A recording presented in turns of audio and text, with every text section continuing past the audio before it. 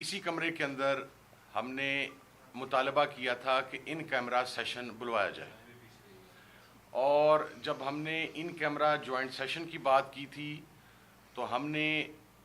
तमाम एमएनएज़ और सेनेटर्स उनकी शमूलियत की बात की थी, मखसूस अफराद की बात नहीं की थी। अब देखिए कि केपीके के एमएनएज़ जिनके एरिया के अंदर इस वक्त लॉलेसनेस की सिचुएशन है, दहशतगर्दी अरूज पर है, बलूचिस्तान के एमएनएज़ और सेनेटर्स जिनके इलाका में इस वक्त दहशतगर्दी अरूज पर है, अगर वो इस फोरम के ऊपर मौजूद नहीं होंगे तो ये फोरम फैसला करने का इस्तेहकाक ही नहीं रखता, जबकि ग्राउंड लेवल पर जिसका सबसे पहला स्टेक है, जो आवाम का नुमाइंदा, वो वहाँ पर ना हो। तो पहली बात तो ये। दूसरी बात यह कि कल एक लेटर लिखा गया, वो मशरूत था, चूँकि पहले तरीके तहफ़्फ़ुज़ आईन पाकिस्तान के तहत अफ्तारी का प्रोग्राम था पाकिस्तान के तमाम सहाफ़ियों के साथ, और उसके बाद पॉलिटिकल कमेटी की मीटिंग थी। वो मशरूत था कि पॉलिटिकल कमेटी अगर इस फैसले को इंडोर्स करेगी तो ये नाम कंसिडर किए जाएंगे, और अगर पॉलिटिकल कमेटी इसको इंडोर्स नहीं करेगी तो ये नाम कंसिडर नहीं किए जाएंगे and we will not participate. रात जब इजलास शुरू हुए तो तहरीक तहफ़्फ़ुज़ आईन पाकिस्तान की क़यादत ने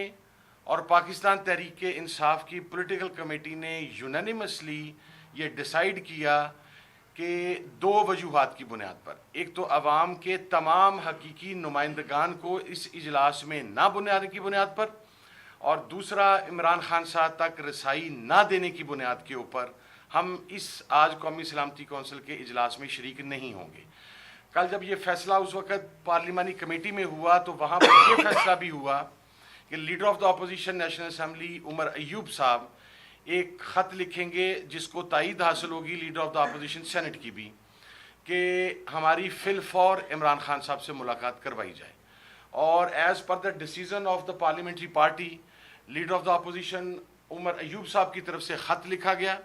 एंड वी वर वेटिंग कि हुकूमत की तरफ से कोई पॉजिटिव रिस्पॉन्स आएगा। उसकी वजह यह है कि अगर आपने आइन का चेहरा मसख करने के लिए 26वीं तरमीम के लिए आपने 10 दिन 15 दिन इजलास बुलाई रखा, आप रात की तारीकी के अंदर पार्लियामेंट पर शब खून मारते रहे,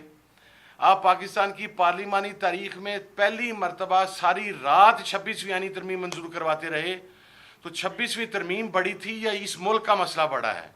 या इस मुल्क की सोवरेनिटी ज़्यादा मुकद्दम है? तो हमारा कहना यह है कि तमाम अराकीन को वहाँ पर बुला के उन्हें वहाँ पे शामिल करके ये जॉइंट सेशन जो हो, वहाँ के लोकल्स जो पार्लियामेंटेरियंस हैं वो अपने मामलात बनाएं और इसको ग्रैंड नेशनल डायलॉग का नाम दिया जाए। आखिरी चीज़, इमरान खान साहब की शमूलियत के बगैर इसके ऊपर तमाम तहरीक तहफ़्फ़ुज़ आईन पाकिस्तान के अंदर शामिल जमातें और पाकिस्तान तहरीक इंसाफ के तमाम पार्लियामेंटेरियंस, पाकिस्तान तहरीक इंसाफ की पॉलिटिकल कमेटी, कोर कमेटी, ये उनका यूनानिमस डिसीजन है जो उमर अयूब साहब के लेटर की सूरत में भी सामने आया कि इमरान खान साहब तक जब तक इस मामले के अंदर ही is the main stake holder,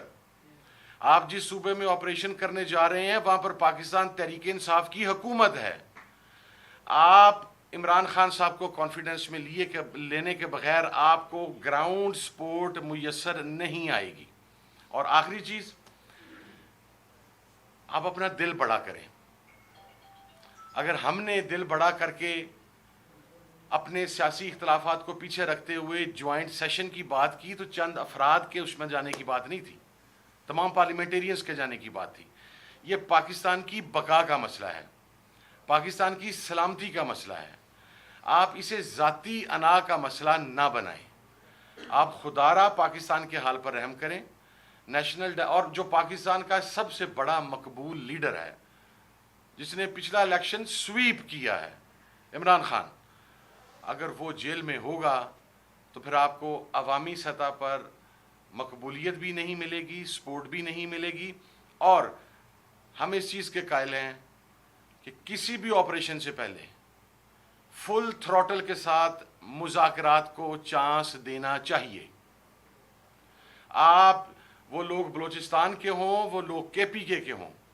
وہ پانی کے ایشو پہ سندھ کے لوگ ہوں، آپ وہاں پر ایک گرینڈ جرگہ بنا کر وہاں پر تمام لوگوں کو بھجوائیں، جس میں تمام لوکل پولیٹیکل پارٹیز جن کو شاید فارم 47 کی وجہ سے باہر کیا گیا ہوگا چند کو، اور جو وہاں کے سٹیک ہولڈرز ہیں اور جو نیشنل پارٹیز ہیں، ان کی نمائندگی اس کے اندر ہو اور ونس فار آل پاکستان کے تمام مسائل کا حل ہو۔ لیکن آپ چڑھتا ہوا سورج، اس کا انکار کر کے آپ یہ نہیں کہہ سکتے کہ سورج نہیں چڑھا ہوا لیکن دن ہو چکا ہوا ہے۔ عمران خان وہ سورج ہے جو 8 فروری کو، جس کے اوپر پوری قوم نے اپنے اعتماد کا اظہار کیا تھا، آج اس سورج کے شامل کیے بغیر آپ اس کی کرنیں اس معاشرے کے اندر صحیح معنوں تک نہیں پہنچا سکتے۔ سو یہ ایک ڈیسیژن تھا، اور اس کے اوپر میں ایک آخری بات جو کروں گا وہ یہ ہے، غیر ضروری کیا سرائیاں کی گئیں۔ ایک تو گزشتہ 2 روز میں حکومت نے تو کرنا ہی ہے، الحمدللہ وہاں پر جس قسم کے نااہل اور ڈفرز بیٹھے ہوئے ہیں، they have no concern with Pakistan, ان کی نہ جائیدادیں اس ملک کے اندر ہیں، نہ پراپرٹیز اس ملک کے اندر ہیں، نہ سٹیک اس ملک کے اندر ہے، لیکن وہ تو جہاز پکڑیں گے تو نظر بھی نہیں آئیں گے آپ کو کہ کدھر نکل گئے اور کدھر نہیں نکل گئے، ان کی سابقہ روایات ہمارے سامنے ہیں۔ لیکن فیصلہ سیاست ایک ڈیفرنٹ بال گیم ہے، اس میں جب کچھ چیزیں کی جاتی ہیں، کسی آدمی کو یہ نہیں سوچنا چاہیے کہ ہم میں سے کوئی بھی شخص عمران خان صاحب سے غداری کر کے تو کسی میٹنگ میں جائے گا۔ These are minor things, small things. یہ نیشنل اسمبلی کی سیٹیں، جو آپ ایک نظریے کی بنیاد، ہم ساروں کے اوپر نااہلی کی تلواریں لٹک رہی ہیں، ساروں کے اوپر 60 70 کیسز ہیں۔ اگر اس کی پرواہ نہیں ہے تو پھر ہم اس چیز کی پرواہ کیسے کریں؟ میں نہیں سمجھتا۔ آج کو میرا تو خیال ہے کہ آج تو قومی سلامتی کمیٹی کا اجلاس بھی کروانے کی آپ کو ضرورت نہیں ہے،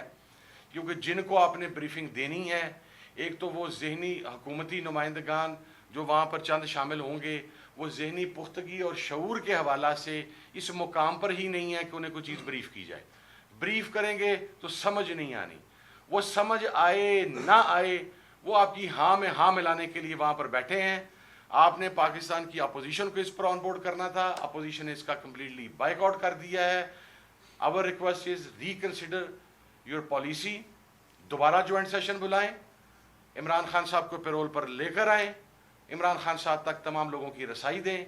تاکہ گرینڈ ڈائلاگ کے ذریعے پاکستان کے مسائل کا حل ہو سکے۔ Thank you so much G.